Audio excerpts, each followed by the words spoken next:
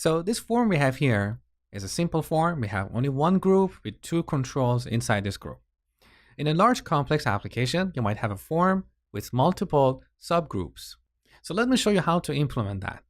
Imagine these username and password controls are part of a larger form. And in that form, we're going to have a subgroup called account. So here in our form group object, I'm going to add a key called account. And here, instead of creating a new form control, I'm going to create a form group. Give it an object. Inside this group, we're going to have two controls, username and password. So I'm going to move these two controls right here. Okay. Now, when you have subgroups and you want to access a control using the get method, you need to pass the full path to that control. So here we should change this to account.username. Okay. Now let's go back to our template. So here's our form. This is our username field.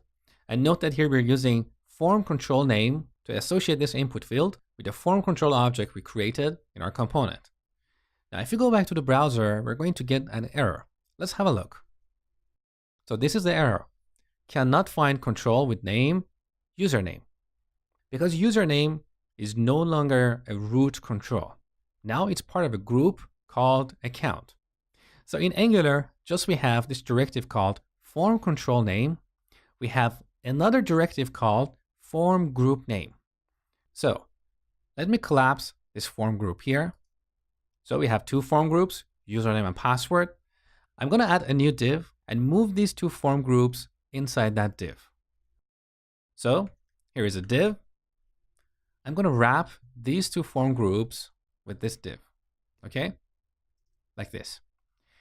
Now on this div, we apply a directive called form group name.